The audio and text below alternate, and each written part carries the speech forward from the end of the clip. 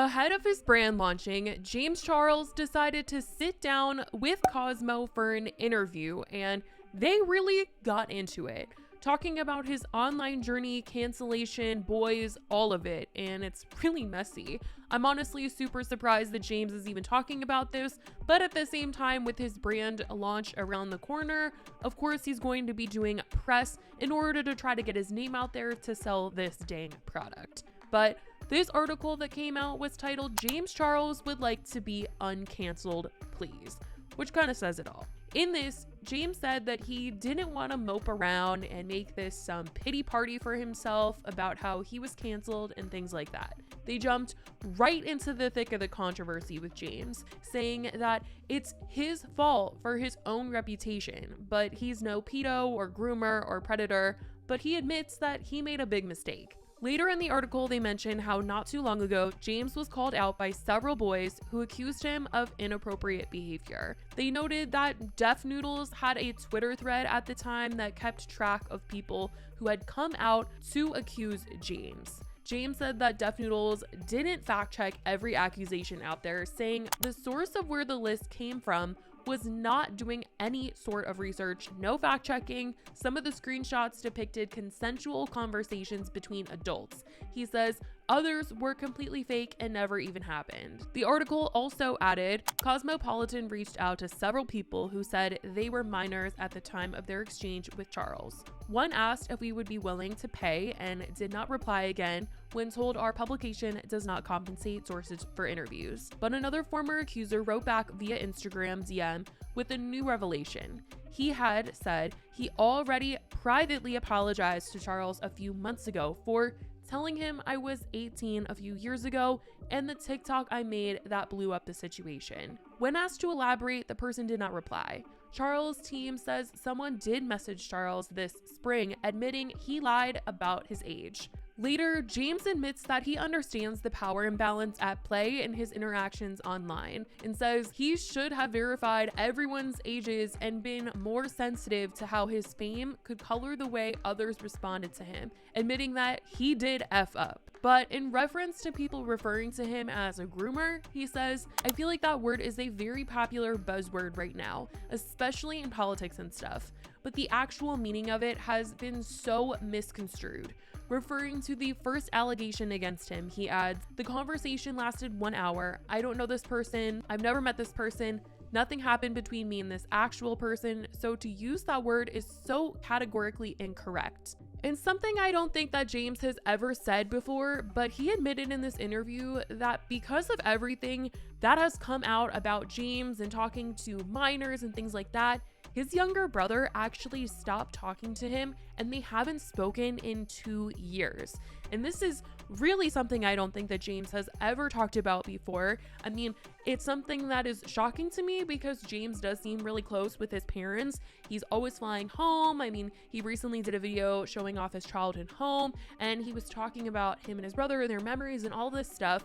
And so to find out that because of all this, him and his brother haven't spoken in 2 years is really crazy. Now, when James was talking about dating and the struggles of it that led him to using TikTok and Instagram as a dating app, he said, quickly, please name 5 famous male gay celebrities from the ages of 20 to 25, he says. You can't because they don't exist. Now, this quote has since been floating around online with people that disagree with James here. They feel like there are a lot of 20 to 25 famous gay celebrities out there for James to connect with. And also, James doesn't have to be with a famous person. There's a lot of things here that, it's just, I know that James wants someone that's at his level. Like, I'm sure that it's hard to find someone that's ready to settle down and be in a house at the age of 20 to 25. Like, it's a very particular lifestyle that he lives where he's very much already settled and he's financially secure and all that stuff. But this quote definitely had people like, James, that's not true. That's not true. I can imagine it's difficult to date when you are James Charles not only because of his reputation, but because he is famous and he is settled and all that stuff. But there's a lot of people that are like, James, I'm sure if you went like through the proper outlets, you could probably find someone. I'm not sure. But he does get into that whole situation. He goes on to say that his mistakes in the past were being too available and reckless, hitting on anyone, being, very desperate.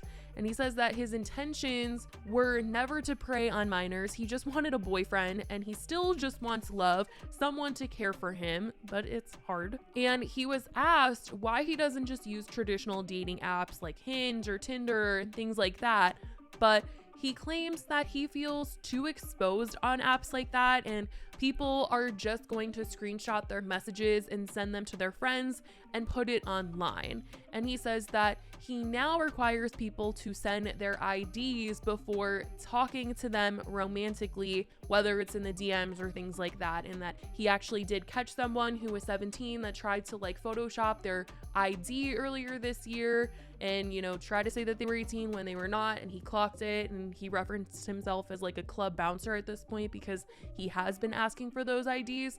But in reference to this, I will say that, in James's experience, people that talk to him in the DMs, they screenshot his messages anyway. And I also just feel like, that's a very big sign of their character. If they're going to be screenshotting messages with James, then, kind of filters it out. It's like, hey, that guy, he's trash. He was just using you because you're famous and he wanted to screenshot your pictures. But if you're on a dating app, it definitely looks less bad when something like that happens, because you at least know that that person is of age, or he's supposed to be of age. And then it's on the app that they did not clock that that person was lying about their age. It's not on James, I feel like he would be safer. His reputation would be safer if he was just on the damn apps. You know what I mean, you guys? If he is on Hinge, or he is on Grindr, or he is on whatever app, Tinder, all of those apps, if he is messaging someone and that person decides to screenshot their messages and put it online,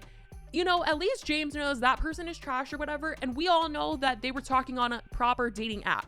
I just think it looks really bad when it's on Instagram and then it comes out that they're 17 or whatever. I feel like there's more of a chance that he's gonna get in trouble when he's talking to people in the DMs than if he's talking to someone on an app. I don't know. That's just what I think. But anyways, he says that he hears people say that, he got away with it or nothing ever happened to him. And people just feel like he never, faced any consequences for what he was accused of. But he feels like he did. Events and companies didn't want to work with him or have them at, their events for a while. He lost deals, monetization for a while. But over time, things have obviously changed. People have come around to him. He's going to events again. He's obviously about to launch this brand, Painted. And when talking about his brand that's about to launch, he says that despite what people might think, this brand is all him. It's self-funded, no investors or partners. This has come from his personal savings and checking accounts. He said that he didn't know how that rumor got started, but I personally think that it has to do with Jaclyn Hill and her not being so transparent about Morphe's ownership over Jaclyn Cosmetics. She had painted the brand out to be her own, saying that it was even a family business. But when Morphe's parent company had to file for bankruptcy, those documents came out and painted a much different story, seeing as Jaclyn didn't hold that CEO title after all, and was nowhere on the Jaclyn Cosmetics employees list. And she had only been paid for letting them use her name and face to promote the brand. I think that once that came out, people started to question whether other influencers and celebrities actually owned their companies and how much they actually put into them. But James is shutting all that down by saying that this Painted, it's all him. Now, James is certainly hoping that this brand will be a success given all that's happened, and he's clearly just starting this little press tour to get people talking. I mean, seriously, James isn't going to be talking about his past for nothing. It's certainly all to try and push people to talk about Painted and get his name out there again. But it's interesting to hear James reflect on the past and also reveal some things that we didn't really know about. He certainly feels like his life shouldn't be ruined based on those past accusations, and is keeping his fingers crossed that people are going to be out there who will put their feelings aside to give his brand a shot at the end of the day and, you know, give him a chance to prove that he isn't who the headlines make him out to be. So that's pretty much what James had to say in this interview. I certainly want to know what you guys think about what James had to say about everything that's kind of given him his reputation and how you think his brand will do as a result of the things that have been said about him over the years. I assume it should be launching soon as it's the middle of summer now, and James said that the brand would be coming out this summer. So any day now, we should get a post about what day this thing will be going on sale. And I assume this interview coming out is also a sign of that happening soon. But let me know your thoughts in the comments. I love you guys so much, and I will talk to you in the next video. Bye, guys.